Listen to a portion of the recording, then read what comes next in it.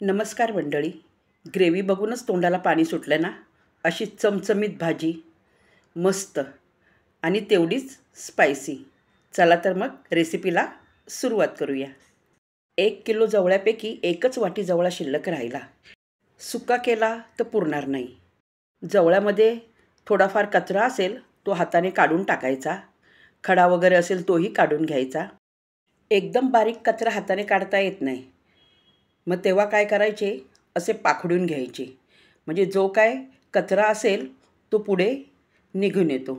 तर अशा प्रकारे पाखडून झाल्यावरती बघा, जी राळ असते ती पूर्णपणे निघून येते. छोटी छोटी जी राळ असते ती हाताने निघत नाही, म्हणून पाखडून घ्यायची असते. आता याला कढईमध्ये घालून घ्यायचे. मिडियम फ्लेमवरती थोडेसे 1 ते 2 सेकंद भाजून घ्यायचे आहे. जवळा जर का थोडासा भाजून घेतला तर चव चांगली लागते, म्हणून 2-3 सेकंद का होईना भाजून घ्यायचा. आता याला आपण काढून घेऊया एका ताटलीमध्ये. आता याला मी चाळणीत काढून घेते आणि नळाखाली चाळण धरून स्वच्छ पाण्याने धुवून घेणार आहे. नळाखाली धुवायचं नसेल तर एका भांड्यामध्ये घालून स्वच्छ धुवून घ्यायचे. आता इथे मी 2 टॅमॅटो, 1 कांदा आणि 1 वांगं क्वांटिटी वाढविण्यासाठी हे सर्व साहित्य घालणार आहे. तर इथे मी 3 माणसांसाठी बनवणार आहे हा रस्सा. तर 1 कांदा मी फोडी करून आणि चॉपरमध्ये घालून बारीक करून घेणार. तर अशा प्रकारे कांदा बारीक करून घ्यायचा. तुमच्याकडे जर का चॉपर नसेल तर सुरीने बारीक करून घ्या कांदा. आता याला बाजूला ठेवून देऊया आणि 1 वांगं कापायला घेऊया. वांग्याच्या जास्त पातळ फोडी नाही करायच्या आहे, मीडियम साईजच्या फोडी करून घ्यायच्या आहे. जास्त पातळ फोडी जर केल्या तर वांग्याचा गाळ होईल. त्यामुळे जास्त छोट्या फोडी न करता मीडियम साईजच्या फोडी करून घ्यायच्या. तर वांग्याच्या फोडी करून झाल्या. वांगे पण मी स्वच्छ धुवून घेतलं होतं पहिलं, मग नंतर फोडी करायला घेतल्या. आता टॅमॅटो बारीक चिरून घ्यायचा. टॅमॅटोसुद्धा बारीक चिरून झाल्यानंतर बाऊलमध्ये काढून घेतला. वाटणाचा वापर न करता आले लसूण मी किसून घेतले. तुमच्याकडे तयार पेस्ट असेल तर ती घाला. कोथिंबीर अशी बारीक चिरून घ्यायची. आता पुढची तयारी.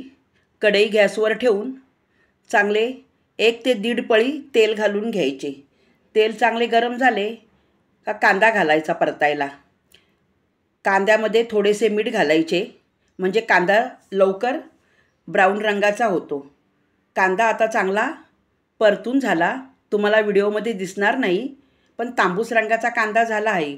आता याच्यामध्ये टॅमॅटो घालून घेतले, वांगं घालून घेतलं आणि चांगलं असं तेलामध्ये खालीवर करून परतून घ्यायचे. टॅमॅटो मेल्ट झाला पाहिजे अशा प्रकारे परतून घ्यायचे. आलं लसूण घालून घेतले लगेच. पुन्हा एकदा खालीवर करून असे परतून घ्यायचे.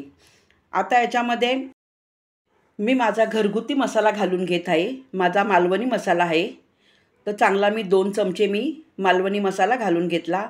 तुमच्याकडे जो मसाला अवेलेबल असेल तो घालून घ्या. 1 चमचा हळद घालून घ्यायची.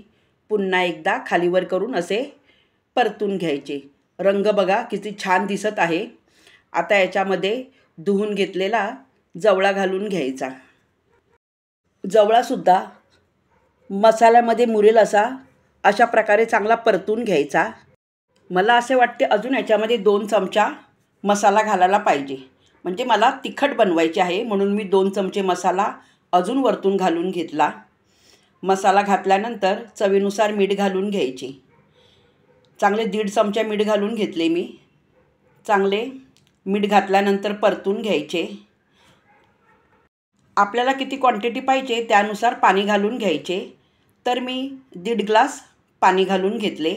5 मिनिटानंतर अशी खळाखळा उकळी आल्यावरती पळीने एकदा ढवळून वांगं शिजलं की नाही ते चेक करून बघायचे. तर वांगे अजून थोडेसे कच्चे आहे. अजून 5 मिनिट होऊन देऊया. वांगे शिजले की नाही पुन्हा एकदा चेक करू. वांगे छान शिजून झाले. बघा वांग्याचा जराही गाळ झाला नाही आहे. आता गॅस बंद करायचा आणि वरतून अशी मस्तपैकी बारीक चिरलेली कोथिंबीर घालून घ्यायची. अशी ही घाईघाईची रेसिपी भाताबरोबर किंवा ज्वारीच्या भाकरीबरोबर खा, मस्त लागते.